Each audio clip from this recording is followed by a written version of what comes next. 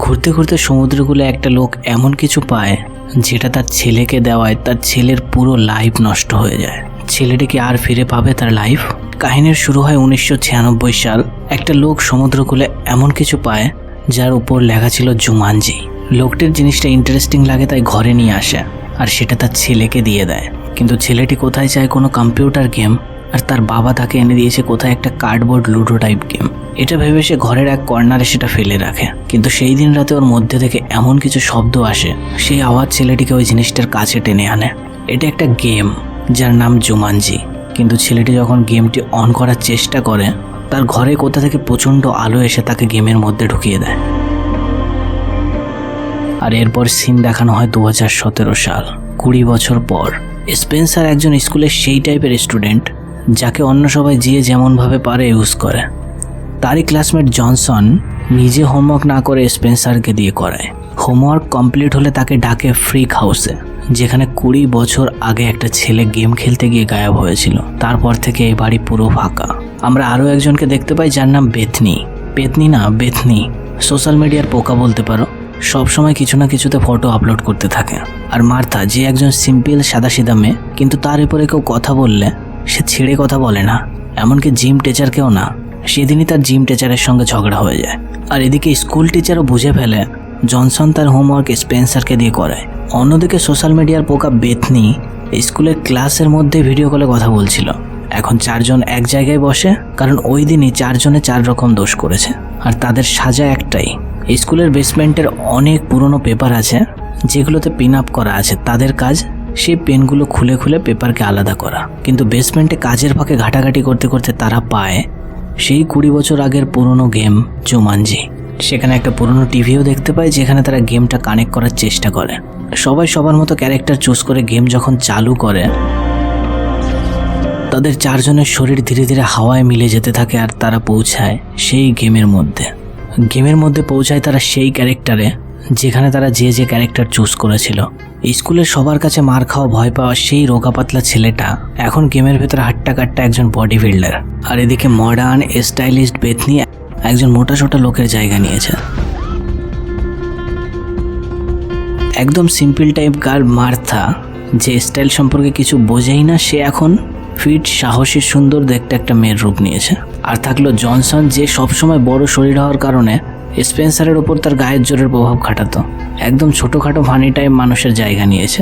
Real লাইফে Bethany সবসময় তার রূপচর্চা করত, কিন্তু তার শরীরের এরকম অবস্থা দেখে যখন তার মুখ দেখার জন্য জলের কাছে যায়, একটা বিশাল হিপোপটেমাস এসে তাকে গিলে ফেলে। কিন্তু এর কিছুক্ষণ পরই সে আকাশ থেকে আবার নিচে পড়ে। সবাই ব্যাপারটা দেখে অবাক হয় আর তাদের হাতে লক্ষ্য করে 3টে কালো দাগ, যেটা তাদের 3টে লাইফ, যেটা এখন বেথনির কাছে 2টো। এর থেকে বেশি তারা আর কিছু বোঝার চেষ্টা করতো। সেখানে সেই হিপোপটেমাস এবার এদেরও তাড়া করতে শুরু করে। তখনই জঙ্গল ভেঙে চুরে একটা গাড়ি আসে, যার ভেতরে একটা লোক তাদের সবাইকে উঠিয়ে এই গেমের টার্মস অ্যান্ড কন্ডিশন সমস্ত কিছু বুঝিয়ে দেয়। লোকটি জানায় সমস্ত গেমের মতো এই গেমেও একটা ভিলেন আছে। তোমাদের সামনে ওই জাগুয়ারের মূর্তির ভেতর একটা হীরা ছিল। যে হীরাটা সেই লোকটি চুরি করায়, তার ভেতরে এমন কিছু শক্তি চলে আসে যে জঙ্গলের সমস্ত জানোয়ার তার কথা শোনে। আর এই জঙ্গল তখন থেকেই অভিশপ্ত। আর ওই হীরা আমি ওর কাছ থেকে চুরি করে এনেছি। তোমার কাজ এই হীরা আবার জাগুয়ারের মূর্তির কাছে গিয়ে সেখানে স্থাপন করা। আর তখন তোমরা 4 জন একসঙ্গে জুমানজি বললেই এই জঙ্গলের ওপরে সাপ কেটে এই গেম শেষ হবে। এই সমস্ত কিছু বলে লোকটা তাকে একটা ম্যাপ দেয়। কিন্তু স্পেন্সার যখন ম্যাপটা দেখে, সেখানে তো কিছুই লেখা নেই, এটা তো ফাঁকা একটা কাগজ মাত্র। কিন্তু কাগজটা যখন বেথনি দেখে, আমরা ম্যাপ অনুযায়ী ঠিকঠাক রাস্তা দিয়েই যাচ্ছি। অন্যরা ম্যাপ না দেখতে পারলেও বেথনি সেটা ভালোভাবেই বুঝতে পারছিল। এখান থেকে বোঝা যায় সবার কাছে একটা আলাদা আলাদা ক্ষমতা। বেথনি জানে এই ম্যাপের একটা পার্ট আমাদের কাছে নেই, সেটাও আমাদের খুঁজতে হবে। এই কথা শুনে স্পেন্সার তার গায়ের সমস্ত জায়গায় খুঁজতে থাকে। তার পকেটে যখন হাত দেওয়া মাত্রই তার মাথার উপর কিছু একটা দেখতে পায়। সেখানে স্পেন্সারের সমস্ত ডিটেলস লেখা ছিল। সে শক্তিশালী, সে তাড়াতাড়ি দৌড়াতে পারে, তার কোনো কমজোরি নেই। এটা শুনে জনসনও তার ডিটেলস দেখে। জনসন তার এই ক্যারেক্টারে প্রচণ্ড বকবক করার সাথে সাথে সে একটা ফানি ম্যান। সে নিজের ডিটেলস নিজেই বলতে থাকে। আমি একজন বায়োলজিস্ট, আমি জানোয়ারদের সঙ্গে কথা বলতে পারি। আমার অনেক জানোয়ারের বিষয়ে নলেজ আছে, আর আমি জানোয়ারদের সঙ্গে কথাও বলতে পারি। কিন্তু আমার উইকনেস কেক। অ্যাকচুয়ালি সে কেক খেলেই মারা যাবে। এই গেমে তার ক্যারেক্টার এরকমভাবে ফিক্স করা। আর বাকি থাকলো মার্থা। সে ফিট, সে সাহসী আর সে ফাইটার। তার ব্যাপারে লেখা ছিল সে ফাইটার ডান্সার। এক একজনের এক এক রকম অ্যাবিলিটি। আর এইসবই যখন তারা চেক করছিল তাদের উপর অনেকগুলো মোটরসাইকেল এসে হামলা শুরু করে। কিন্তু এভাবে দৌড়ালে মোটরসাইকেলের সঙ্গে পারা সম্ভব না। যে যাতে এক্সপার্ট তারা সেরকম কাজ করতে থাকে। মার্থা একটা মোটরসাইকেলকে একদম একটা এক্সপার্টের মতো কিক করে নিচে ফেলে দেয়। জনসনের ব্যাগে অনেক জিনিস থাকায় দৌড়াতে না পারায় স্পেন্সার তাকে নিয়েই দৌড়াতে থাকে। কিন্তু মার্থা একা কতটা করবে, তাই সবাই এবার দৌড়াতে থাকে। পালাতে পালাতে তারা চলে আসে একটা ওয়াটারফলের কাছে, যেখান থেকে আগে যাওয়ার আর কোনো রাস্তা নেই। তাই সবাই মিলে জাম করে সে জলের মধ্যে। সে দেখতে পায় তার একটা গুলি লেগেছিল, যে কারণে মার্থা সেখান থেকে ভ্যানিশ হয়ে যায়। আর এর কিছুক্ষণ পরই সে আকাশ থেকে আবার নিচে পড়ে। মার্থা তার লাইফ একটা শেষ করে ফেলেছে। এই দেখে তারা এখন একটু ভয় পেতে থাকে। তাদের যদি এত প্রবলেমের সামনা করতে হয় তাহলে তো প্রত্যেকবারই কেউ না কেউ মারা যাবে। এই বলে তারা নিজেদের মধ্যেই ঝগড়া করতে থাকে। জনসন সেই স্কুল টাইমের মতো স্পেন্সারকে বলতে থাকে, তোর জন্য এরকম হচ্ছে, গেম কেন চালু করতে গেছিলি? কিন্তু জনসনও জানায়, গেম আমি একা খেলিনি, আমরা সবাই মিলে খেলেছিলাম। তাদের এই কথা কাটাকাটির মধ্যে জনসন স্পেন্সারকে ধাক্কা দিয়ে সেখান থেকে ফেলে দেয়। তার কিছুক্ষণ পরেই জনসন আবার আকাশ থেকে নিচে পড়ে। এখন স্পেন্সারের কাছেও একটা লাইফ কম, আর এসেই জনসনকে আগে একটা ঘুষি মারে। কিন্তু সময় থাকতে তারা নিজেদের মধ্যে মারামারি বন্ধ করে, কারণ এভাবে যদি নিজেদের মধ্যেই তারা এসব করে তারা গেম কখনোই শেষ করতে পারবে না। তাই মাথা ঠান্ডা করে তারা সেই নকশা আবার ফলো করতে থাকে। যাওয়ার পথে তারা একটা বাজারে পৌঁছায়, যেখানে খিদে এত লেগেছিল যে জনসন একটা দোকান থেকে কেক খেয়ে ফেলে। আর সঙ্গে সঙ্গে সেই ভরা বাজারের মধ্যে সে ব্লাস্ট হয়।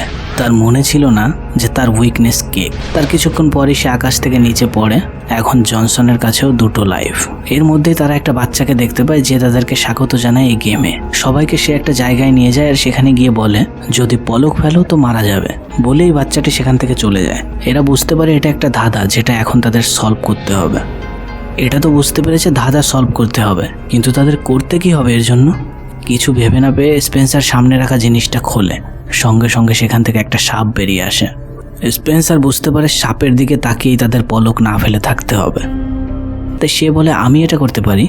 কিন্তু ঢাকনা খোলার সাথে সাথে সাপ তার দিকে এমনভাবে তাকায়, বেথনি পারে না তার দিকে এক পলক তাকিয়ে থাকতে। কিন্তু এতক্ষণে স্পেন্সার সে সাপের মাথা ধরে বসেছিল। মার্থা এখন একজন সাহসী মেয়ে, তার চোখের দিকে একভাবে ধরে রাখে। এরপর তারা ওই ঝুড়ি থেকে ভাঁজ করা একটা পেপার পায়, কাগজের মধ্যে মোড়া একটা হাতি পায়, আর কাগজে লেখা, যখনই তোমরা হাতি দেখবে চলা শুরু করে দেবে। কেউই কিছু বুঝতে পারে না। আর বেথনি এটাও বলে, এটা ম্যাপের বাকি অংশ হতে পারে না, কিন্তু এর থেকে বেশি তারা দিমাগ খাটাতো তার আগেই সেখানে চলে আসে অনেক লোক, যারা ওই লোকের হয়ে কাজ করে যে সেই হীরাটি চুরি করেছিল, মানে গেমের ভিলেন। লোকটি স্পেন্সারকে বলে, আমার হীরা আমাকে ফেরত দাও, না হলে আমি তোমাদের সবাইকে মেরে ফেলবো। স্পেন্সার একা এত লোকের সামনা কিভাবে করবে, তাই দু একজনকে মেরে সেখান থেকে পালাতে থাকে। এমন সময় সেখানে একটা অজানা লোক এসে তাদেরকে পথ দেখিয়ে নিয়ে যায়। এটা সেই ছেলে যে 20 বছর আগে গেম খেলতে গিয়ে গেমের ভেতর চলে গেছিল, আর এখনো পর্যন্ত এই গেমের ভেতরেই আটকে আছে। এর নাম অ্যালেক্স। আর সে 20 বছর এখানে থাকায় এখানকার অনেক গোপনীয় জায়গা সম্পর্কে জানে, কিভাবে লুকিয়ে থাকতে হবে, কিভাবে বাঁচতে হবে, এইসব। কিন্তু গেম সে এখনো কমপ্লিট করতে পারেনি। অ্যালেক্স তাদেরকে জানায়, আমার কাছে এখন একটা লাইফই আছে, তাই আমি হয়তো এর থেকে বেশি তোমাদেরকে সাহায্য করতে পারবো না। কিন্তু এরা এতক্ষণে বুঝে গেছিল আমাদের ম্যাপের যে আর বাকি অংশটা খোঁজার কথা বলছিল সেটা কোনো কাগজ না, সেটা অ্যালেক্স নিজেই। অ্যালেক্স জানায় আমাদের গেমের নেক্সট স্টেপ একটা ট্রান্সপোর্টেশন শেড, যেটা পার করলেই ওই আমরা জ্যাগুয়ারের পাহাড়ে যেতে পারবো। অ্যালেক্স যেতে না চাইলেও শেষমেশ তাকে রাজি করিয়েই ফেলে। কিন্তু যেখান দিয়ে তারা যাবে সেখানে তো বন্দুক হাতে গার্ড বসেছিল। মার্থাকে বলে, তুমি দেখতে ভালো, তোমার ক্যারেক্টার ভালো, তুমি ওদেরকে ফাঁসাও। কিন্তু রিয়েল লাইফে মার্থা একজন নর্মাল সিধা সাদা মেয়ে। সে স্টাইল, মেয়েদের আধা, এসব সম্পর্কে কিছুই বোঝে না। কিন্তু সোশ্যাল মিডিয়ার বোকা বেথনি, যে এখন মোটা প্রফেসর, সে এসবের সব কিছুই জানতো। সে মার্থাকে এই সমস্ত কিছু বোঝায় যে কিভাবে চললে ছেলেরা তার উপর ক্রাশ খাবে। কিন্তু যার দ্বারা যা না হয়, মার্থা সেখানে গিয়ে তাদের সামনে এমন অ্যাক্টিং করতে থাকে, তারা ভাবে সে হয়তো ডান্স করতে চাইছে, তাই গান চালিয়ে দেয়। গান শুনতেই মার্থা যেন ফর্মে চলে আসে। গেমে তার অ্যাবিলিটি, সে একজন ফাইটার ডান্সার। ডান্স করতে করতে দুজনকে খুব সহজেই হারিয়ে ফেলে। এরপর একে একে সেখানে সবাই এসে দেখে এখানে নেওয়ার মতো একটা জিনিসই আছে, সেটা হলো হেলিকপ্টার। কিন্তু চালাবে কে? অ্যালেক্স এই গেমের ভেতর 20 বছর টাইম দিয়েছে, তাই সবাই তাকেই হেলিকপ্টার চালাতে বলে। কিন্তু সে তার লাইফের এত বড় রিস্ক নিতে চায় না, তার কাছে একটা লাইফই বেঁচে আছে। কিন্তু স্পেন্সার তাকে এত মোটিভেট করে যে সঙ্গে সঙ্গে রাজি হয়ে যায়। কিন্তু এর কিছুক্ষণের মধ্যেই শত্রুপক্ষের লোক চলে আসে সেখানে। তাদের গুলি থেকে বাঁচার জন্য অ্যালেক্স দুটো পাহাড়ের মাঝখান দিয়ে হেলিকপ্টার নিয়ে যেতে থাকে। কিন্তু তাদের এই হেলিকপ্টার আর বন্দুকের আওয়াজে পাহাড়ের মধ্যে দিয়ে পাগলের মতো গন্ডারের দল ছুটছিল। পেছনে বন্দুকের গুলি, নিচে গন্ডার। দুর্ভাগ্যবশত এত প্রবলেমের মধ্যে জনসনের ব্যাগ থেকে সেই হীরা পড়ে যায়। কিন্তু নিচে এত বড় বড় গন্ডারের দল, কে যাবে তার মধ্যে আনতে? স্পেন্সারের মাথায় একটা বুদ্ধি আসে, কিন্তু সেটা জনসনকে বললে সে কখনোই রাজি হবে না। তাই সে জনসনকে নিচে ঠেলে ফেলে দেয়, আর সে গন্ডার পাগলের মতো তার বন্ধুর পেছনে তাড়া করে। এই সুযোগে স্পেন্সার সে হীরা নিয়ে উঠে আসে আবার হেলিকপ্টারে। জনসন তার ওই ভারী ব্যাগ নিয়ে বেশিক্ষণ আর দৌড়াতে পারে না, একসময় গন্ডাররা তাকে মেরেই ফেলে। এখন সবাই জানতো জনসন আবার উপর থেকে পড়বে, তাই অ্যালেক্স তার দক্ষতা দেখিয়ে হেলিকপ্টারকে একদিকে কাত করে ফেলে। আর যখনই জনসন উপর থেকে পড়ে, স্পেন্সার নিচে পড়ার আগেই তাকে ধরে বসে। এর কিছুক্ষণ পরেই সবাই ভালোভাবে সে পাহাড়ে পৌঁছে যায়। কিন্তু এমন সময় অ্যালেক্সকে একটা মশা কামড় দেয়। মশা সেরকম ভয়ের কিছু না, কিন্তু অ্যালেক্সের উইকনেস ছিল মশা, আর এটা তার লাস্ট লাইফ। এত দূর পর্যন্ত অ্যালেক্স তাদের এতটা সাহায্য করেছে, তারা কেউই চাইছিল না অ্যালেক্সকে হারাতে। তখন বেথনি তার নিজের লাইফ থেকে একটা লাইফ অ্যালেক্সকে ট্রান্সফার করে। এরপর তারা রওনা দেয় সেই জ্যাগুয়ারের মূর্তির দিকে। কিন্তু তারা সবাই মনে করতে থাকে মিশনটাকে এতটাই সহজ ছিল যে কারণে অ্যালেক্স 20টা বছর এখানে নষ্ট করেছে। স্পেন্সারের কিছু একটা সন্দেহ হয়, তাই সে বলে আমি আগে যেতে চাই। কথা মতো সে যখন কিছু দূর আগে যায়, সেখানে অনেক হিংস্র জানোয়ার দেখতে পায়। সেখানে একটা চিতা তাকে মেরে ফেলে। আবার লাইফ নিয়ে স্পেন্সার ফিরে আসে, সবাইকে জানায় আগের রাস্তা খুব ভয়ঙ্কর, এর ভেতরে অনেক হিংস্র জানোয়ার আছে। আমরা যদি সবাই একসঙ্গেও যাই, আমাদের সবাইকে একসঙ্গে মেরে ফেলতে তারা 1 সেকেন্ড সময় লাগাবে না, তাই আমরা সবাই আলাদা আলাদা হয়ে যাব। জনসন এমন একটা রাস্তায় যায়, তার সামনে আসে বড় একটা হাতি, আর অন্যদিকে গেমের ভিলেন বেথনিকে ধরে ফেলে। সে ধমকাতে থাকে যদি আমাকে হীরা ফেরত না দাও, এটাই বেথনির শেষ লাইফ হবে, কারণ ওর কাছে আর একটা জীবন আছে। তখনই জনসন সেই বড় হাতিটার পিঠে বসে তাদের কাছে আসে, কারণ জনসনের দক্ষতা এটাই ছিল, সে সমস্ত জানোয়ারের সঙ্গে কথা বলতে পারে, তাদের সঙ্গে বন্ধুত্বের মতো মিশতে পারে। চারিদিকে অনেক হিংস্র চিতা ছিল। একটা চিতা আক্রমণ করায় সে হীরা গিয়ে পড়ে ওপরে একটা জায়গায়। এবার সবাই সে হীরার পেছনে। গেমের ভিলেনও তাকে ছেড়ে দেয় এবং দেখতে থাকে হীরা সে কিভাবে হাতে পাবে। মার্থা স্পেন্সারকে বলে, যেখানে হীরা লাগাতে হবে তুমি সেখানে পৌঁছাও, হীরা আমি সময় মতো তোমার হাতে দিয়ে দেব। স্পেন্সার এক মুহূর্ত সময় নষ্ট না করে একটা বাইক নিয়ে ছোটে উপরের দিকে। আর মার্থা যখন সে হীরার কাছে পৌঁছায়, সেখানে গিয়ে দেখে তার আশেপাশে অনেক সাপ, আর মার্থার উইকনেস ছিল বিষ। কিন্তু সেখানে ভিলেনও চলে আসায় সে সময় নষ্ট না করে সেই সাপের মধ্যেই নেমে পড়ে, আর ইচ্ছা করেই একটা সাপের লেজে পা রাখে, যে কারণে সাপটা তাকে কামড় দেয়। ভিলেন দেখে মার্থা সেখান থেকে গায়েব হয়ে গেছে, আর যখন সে আবার একটা নতুন লাইফ নিয়ে উপর থেকে পড়ে, একদম পারফেক্ট টাইমিংয়ের সঙ্গে স্পেন্সার তার হাত থেকে হীরা নিয়ে জায়গা মতো লাগিয়ে দেয়। কিন্তু সেরকম কিছুই হয় না। তাদের সবারই সেই লোকটার কথা মনে পড়ে, সে কি বলেছিল। সবাই একটা শব্দে চেঁচাতে থাকে, যেটা ছিল জুমানজি। জঙ্গলের চারিদিকে একটা আলোর আভা ছড়িয়ে পড়ে, আর সেখানেই জঙ্গলের সাপ মুক্ত হয়। আর এরপর তাদের কাছে প্রথমে আসা সেই লোকটি আরও একবার আসে। তাদের সবাইকে বলে, তোমরা জুমানজি জঙ্গলের সাপ মিটিয়েছ। এই বলে সবার সঙ্গে একে একে হাত মেলাতে থাকে, আর তারা ভ্যানিশ হতে থাকে। আর এরা একে একে পৌঁছায় আবার রিয়েল ওয়ার্ল্ডে, মানে পৃথিবীতে।